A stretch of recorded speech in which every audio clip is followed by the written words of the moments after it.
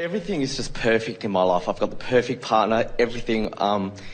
Abraham just came into my life and in the last few months as well. Must have just come over to Australia in the last 3 months. And as I started reading all the books, I just realised everything, that my life is just perfect, and now I'm deliberately creating everything, and everything is just perfect. We've got so much abundance at the moment, everything just keeps coming.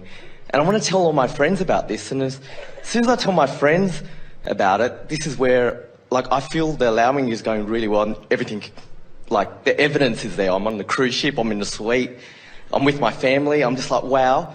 But as soon as I tell my friends about it, that's where I get a bit resistant, because the abundance, I'll say, well, where do you get all this money? Where do you get everything? And, like, for example, just the other day, we checked out of the hotel, and I was supposed to pay extra surcharges. If I just concentrate on myself fully, I look at the abundance and I'm like, I'm so happy. I'm like, we didn't get charged for it. We checked out and it was fine. And if I just focus purely on myself, it's fine. But as soon as my friends go, well, where do you get your money? I'll give them examples. I'll say, well, the other day we checked out of the hotel. They didn't charge us all the extra surcharges. And I say, are you sure? There's nothing else? And they go, no.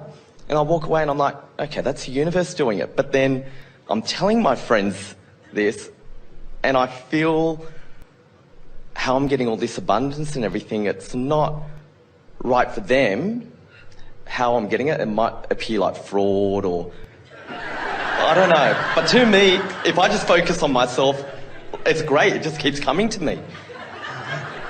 So I'm confused.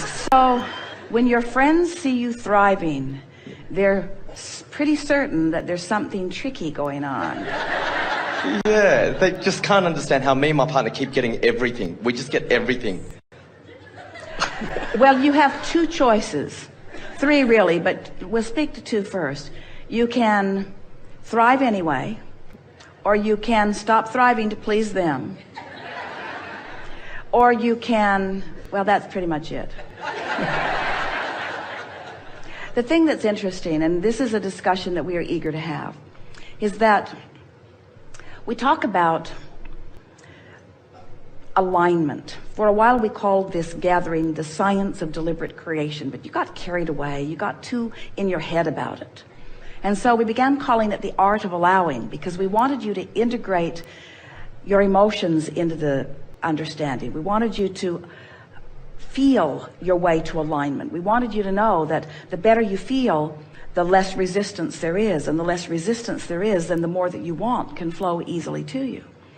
And so everything is about vibration, and the maintenance or control of your vibration or your point of attraction, or what we are calling your grid, is about everything.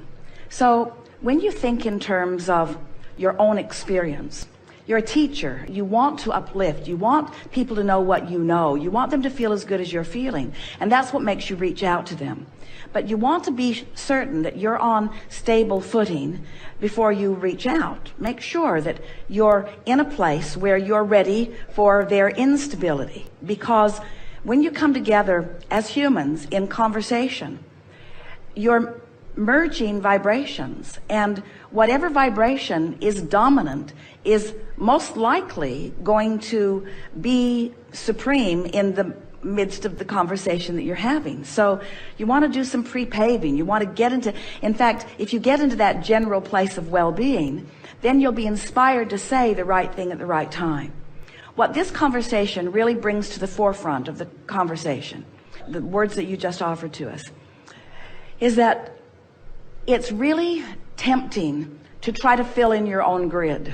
It's really tempting to, for example, as you have someone that you know would like to be more prosperous, and you've discovered a way that certainly is working for you.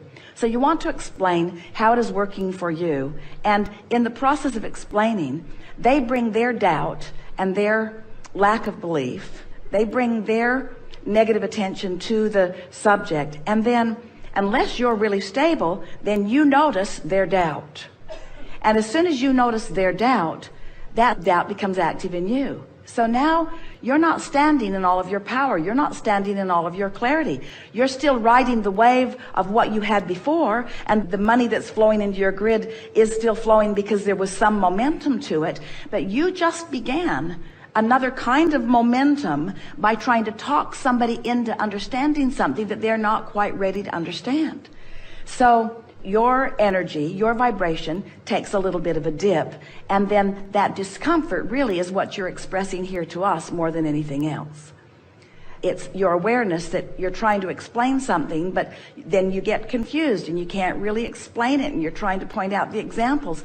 And that always means, when you find yourself trying too hard to explain something to someone, it always means their vibration got the better of you, and you return to a vibration that you used to have. You see, once you accomplish a vibration, people sometimes say, well, I need to go have some clearing process, or I need to get rid of all of these negative beliefs. And we say, once a thought is thought, it's always there. You will never rid yourself of anything that you've ever thought, but the thought can be dormant rather than active. So those things that you used to think have the potential of becoming active again. And when you're talking to someone in whom they are already still active, there is a strong probability that it's going to activate that same doubtful vibration within you again.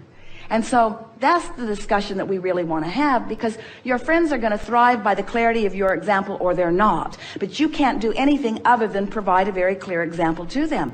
And if they want to thrive and they want to use you as the example of thriving, then they will have the benefit of someone up close. But it is our promise to you, you can't thrive enough to make everyone thrive, because some of them are just not in the vicinity of thriving, you see.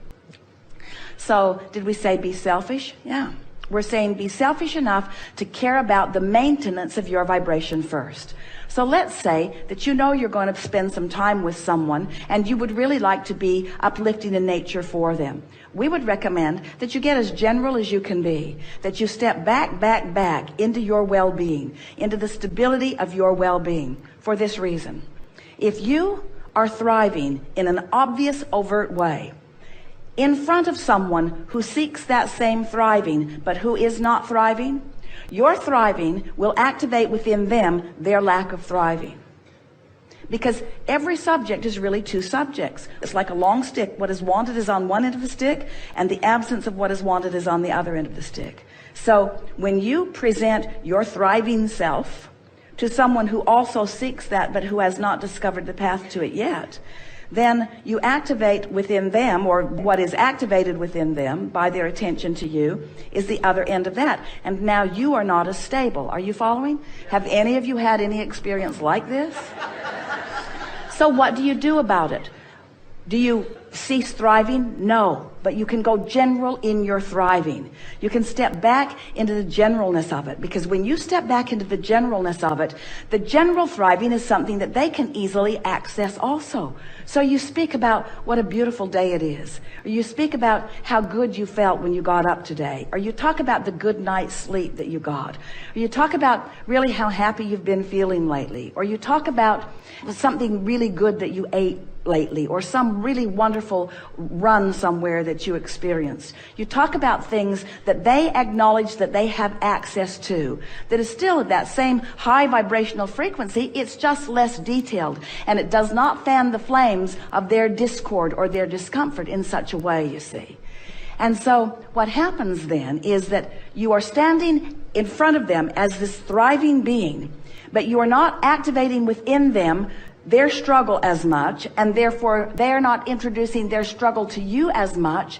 And from that point of view, now they'll be, if they are then standing in a more allowing place, they will of their own accord begin to witness the details of your thriving, and the universe will provide for you. Just like water flows downhill, the perfect opportunity for you to express what you know. Timing is everything, you see. Timing, have you heard that before? Timing is everything. And what timing, the timing that we're talking about, is meeting up with someone in a vibrational vicinity that doesn't fling them off into the bushes, or doesn't drag you off into their bushes too. That makes sense?